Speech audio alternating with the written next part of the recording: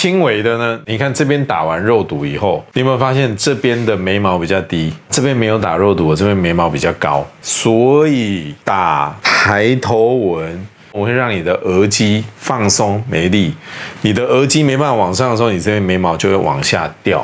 一个只会话术的诊所，不能给你有效的治疗；一个不愿录影的医生，不能承诺手术的真实。记得，没效的才是最贵。想做要找真专业。Hello， 欢迎大家收看科普医美新知。Hello， 干嘛很很默默的看着我？头发会翘起来，因为我这样才可以接收宇宙的电波。因为我刚刚戴手术帽脱掉，它就翘起来了。好，我今天要讲一个很多人遇到啊，可是不知道为什么以为自己倒霉遇到这种事情。很多人他打肉毒去打抬头纹，打完抬头纹以后，抬头纹不见得好开心啊，可是没压眼了，为什么会这样？然后你上网查也都查不太到。我今天就跟大家解密这件事情。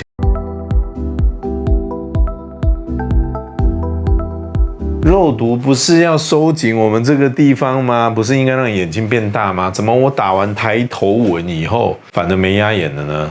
第一个，肉毒的作用它是放松肌肉，因为它放松肌肉，所以可能会发生这件事。我们来看一下额头的构造哈。我们整个上脸有好几块肌肉，有额肌、有皱眉肌、有降眉肌，还有我们的眼轮匝肌这些肌肉。唯一一个可以把我们的眉毛往上抬的肌肉就是额肌。可是这个额肌它同时也是制造抬头纹的一块肌肉。简单讲，就是因为这个额肌往上收缩，才导致你的抬头纹。那肉毒为什么可以治疗抬头纹？它就是把额肌放松了。问题是，它是额头唯一一个把眉毛往上抬的肌肉，所以你把它放松的时候，它可能会造成你的眉毛就抬不起来了。比较轻微的呢，你看这边打完肉毒以后，你有没有发现这边的眉毛比较低，这边没有打肉毒，我这边眉毛比较高，大家懂意思了吗？所以打抬头纹，我会让你的额肌放松没力，你的额肌没办法往上的时候，你这边眉毛就会往下掉。我们再看到它本来打之前是这样的，打完之后大家看到什么事情？没压眼，这就是没压眼。他看镜子发现眉毛掉下来，然后他自己的感受是：我现在抬不上去，我觉得眉毛好重哦，好像有一只手一直压着，让他没有办法抬起来，这就叫没压眼。从这里面我们衍生出了几件事，我要提醒大家的是，重点来咯，有2个地方的肉毒是大家要特别注意哈。第一个地方是咬肌，我之前的影片有讲过，有一些人打完以后可能会造成他这个地方下垂。另外一个地方就是额头，因为这一块肌肉是唯一一个把眉毛上抬的肌肉，把它打掉了，有可能长期下来会让你眉压眼更严重，所以这要特别注意。第二件事，我好常在门诊遇到这种状况，很多客人来就说：张医师，拜托你一下，我这个抬头纹好厉害，你帮我把它肉毒打一打。我一看，我说你这不能打，可是我抬头纹很厉害，你怎么不能打呢？大家听清楚，很多人本末倒置了，很多人他是因为没压眼的，不由自主一直往上撑，对，一直往上撑，那往上撑就会产生抬头纹，所以他就想说啊，我这抬头纹看起来比较显老，我就要打肉毒。你今天会产生抬头纹的原因，是因为你的眉毛、你的眼皮下垂，导致你的肌肉忍不住要往上抬，才产生你的抬头纹。你的因是眉毛、眼皮下垂，才导致了你抬头纹的果。结果你今天呢，本末倒置了，你就想说，那我用肉毒把这个果打掉，把这个抬头纹打掉，这样对吗？不对啊，因为你真正的原因是眉毛、眼皮下垂，结果你去治疗抬头纹，反而会加重你眉毛跟眼皮的下垂。好常遇到这样的人哦。这个时候，其实你应该要做的是真正治疗你的因。大家看过我之前的影片，我一直在跟大家说一件事，大家都会觉得医学美容就是打打针啊，注射一下，不是哦，老化也是一种疾病嘛。所以你要先诊断再治疗，我是不是每一集都一直跟他强调要诊断再治疗？今天你会有产生抬头纹，很单纯，就是因为你这个地方皱纹比较多，如果是这样，你就打肉毒 OK。可是你今天的抬头纹诊断出来是因为你的眼皮垂、你的眉毛垂，才导致你不由自主一直去抬。这个时候你要治疗的不是抬头纹，这个时候你要治疗的是你的眼皮跟眉毛垂。而且我们常会看到一个状况，当人到了一个年龄的时候，因为他眼皮垂了，他不由自主就挑眉，挑眉的时候他就产生很多皱纹，皱纹是不是让你这个地方更松，更松它就更垂，它就变成一个越来越严重、越来越严重的恶性循环。你要打破这个恶性循环，就要针对它的病因去治疗，就是要把这个地方抬起来。这个时候你做一个上颚的拉提，你会发现你上颚拉完以后，不仅是你的眼皮垂、眉毛垂改善了，你的抬头纹也自然改善了。你把根本的原因治疗了，你就不需要去打肉毒治疗你的抬头纹。所以大家弄清楚了真的好多40-50岁他跑来说要打抬头纹，我拒绝帮他打，他好失望。他还坚持要打啊，对，我们很常遇到了没有？我跟你讲，打这个会上瘾，不要打，我一定要打，拜托帮我打，一点点就好了，一点点就好了，一点点。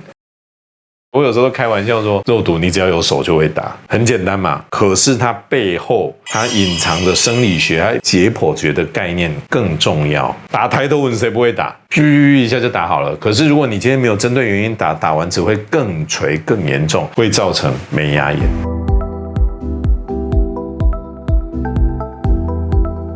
这个时候就有人说可是张医师，我才20-30岁而已，为什么我打完肉毒以后我也眉压眼啊？我这里又没有松。我们再看这个是一个国外很有名的 YouTuber， 你看他打完肉毒以后，两边眼睛不一样大，这一边眼睛变好大，这边眼睛掉下来了。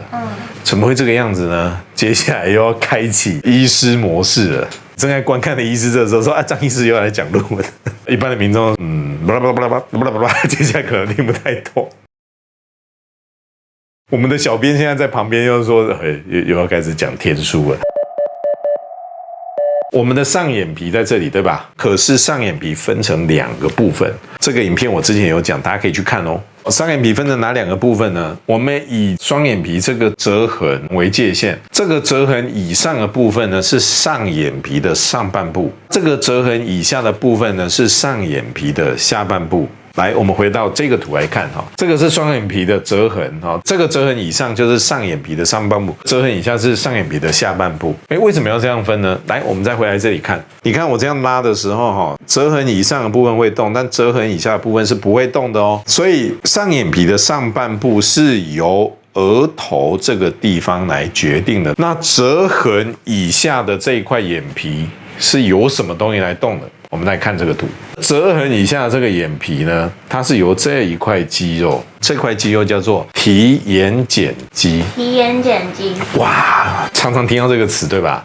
割双眼皮的客人，我们都会跟他聊到说，你有没有提眼睑肌的问题？提眼睑肌是什么肌肉？提眼睑肌这个肌肉其实是从我们的眼眶里面，快把雷神之锤给我它要飞来了。是从我们的眼眶里面长到我们的上眼皮的一块肌肉，从眼眶里面长出来，长到我们上眼皮下半部的一块肌肉。这个肌肉它是负责把这个眼皮张开闭起来，张开闭起来。所以你看我们现在上眼皮的上半部是不动的。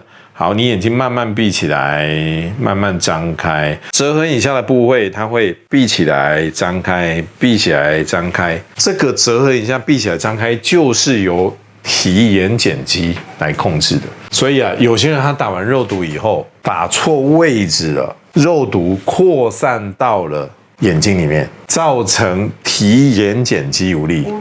这个双眼皮的折痕以下的部位变得眼皮张不太开，眼睛变小了，这个叫做 ptosis， 眼睑下垂，跟我们说的眉压眼是不一样的所以如果你今天去打肉毒，你觉得你眼睛张不太开，第一种状况是眉压眼，第二种状况是眼睑肌无力，他们的治疗方式是不一样。那这个要怎么治疗呢？有一种青光眼的药水，滴下去大概10分钟以后，眼睛就张开了。真的，我告诉你，有一次我在大陆帮一些医师上课，第一排有个医师炯炯有神，那边抄笔记。我那个时候讲课是一次讲4个小时的，讲到快12点的时候，因为他坐第一排，明显有一只眼睛慢慢就是这样，我那个时候想说，我讲课很无聊嘛，他说为什么那么想睡觉？可是想睡觉，为什么是有一边的眼睛想睡觉？中午下课的时候，他就赶快拿眼药水起来在那边滴，我就知道了，他打肉毒扩散到了眼睛里面，造成眼睑肌无力。那他要滴半年呢？是啊，好辛苦。所以当然还是不要发生这种事情，还是要对构造了解的医师打才会比较安全哈。为什么会这样子？因为如果你的肉毒在打的时候太靠近眼眶骨的位置，肉毒有可能会扩散到里面去，它会沿着我们的上眶神经孔跑到里面去。所以一般而言，我们在打肉毒的时候，最简单的方式就是以这个眼眶骨往上大概1个指幅的位置，这一区不要打肉毒。这一区如果打肉毒的话，就有可能会变成这个样子，眼睑肌无力。